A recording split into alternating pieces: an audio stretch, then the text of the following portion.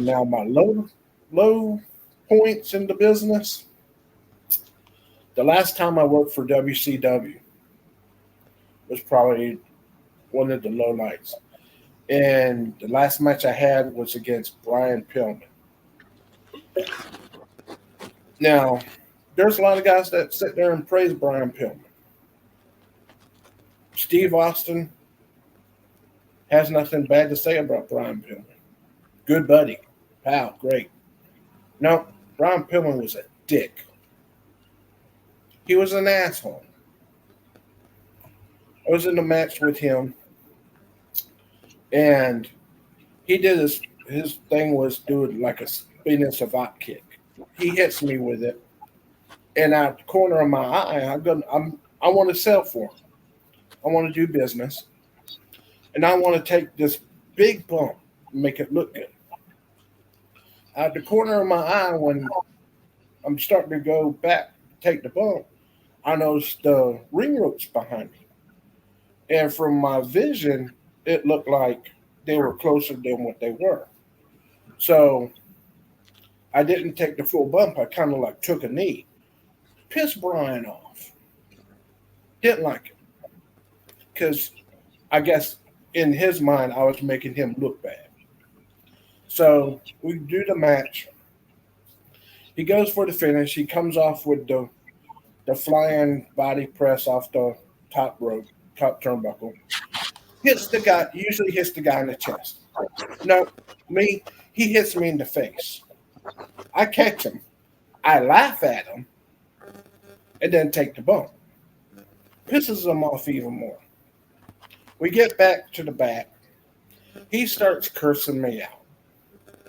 Now, my thing is, if you want to curse me out, ridicule me, whatever, pull me to the side, go for it. I got tough skin, I could take it. His thing was, he did it in front of the boys, the other job guys and stuff.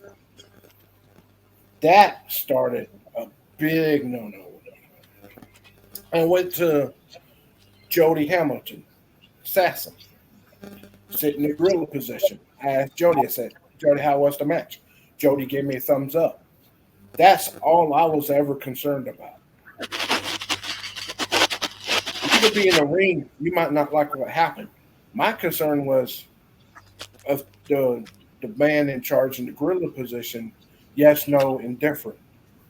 Now, if it would have been that bad, Jody chewed my ass out, I would have took, the verbal, reprimand. Jody gave me thumbs up. Brian continues to rant and rave about it. Sets me off. I mean, I go into a tirade. And I start cursing. And basically, the gist of it was, I want to whip Brian's ass.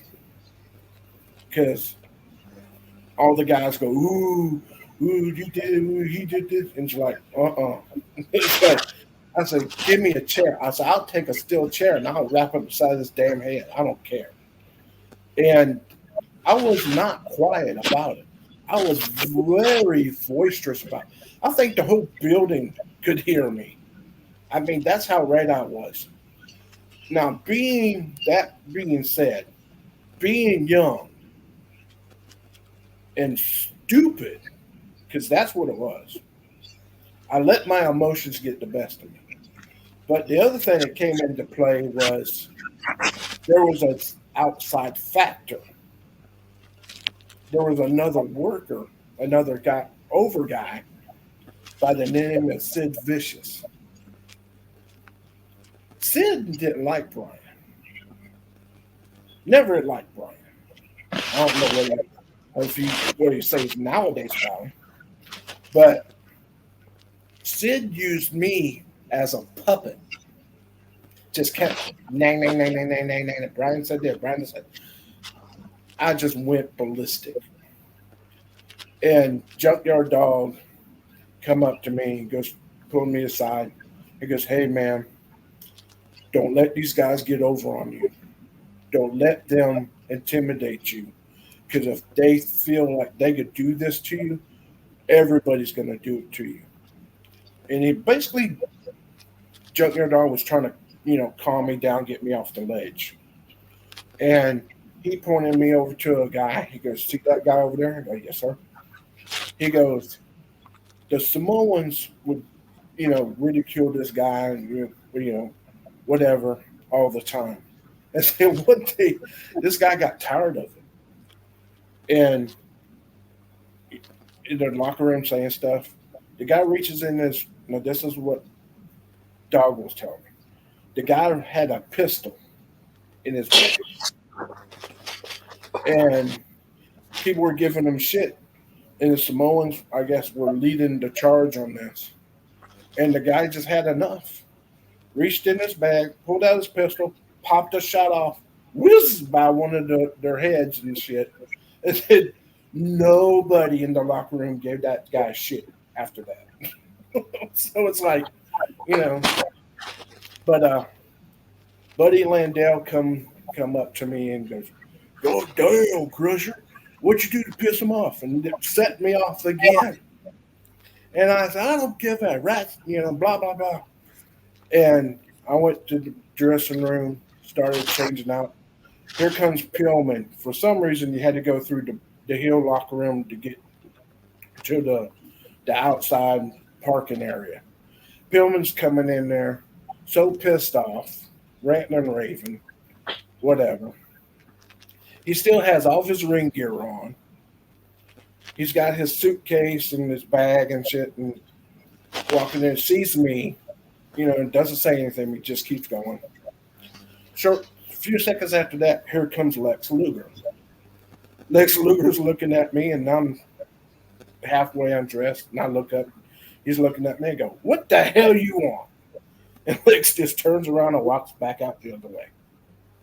So the following day, we're at center stage.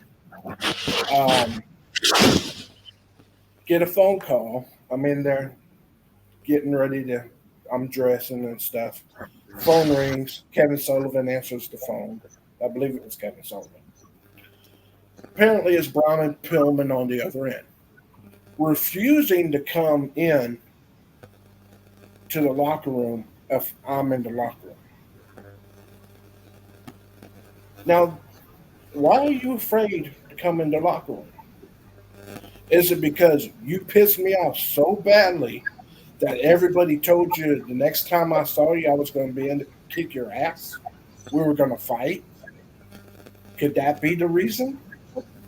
So, Pilman got his way. Kevin walked up to me and said, "Hey, you can't be here. Pilman's refusing to come in here." So I said, "What about me?" He said, "You got to have to go sit up in the stands." He said, "Don't worry, you still get paid for your time and stuff." I said, "But you can't be in here." And unfortunately, that was the last time I worked for WCW. So that was like the rise and fall of working for WCW. Fucking hell. But like I said, I'm not gonna sit there and sugarcoat none of this guy.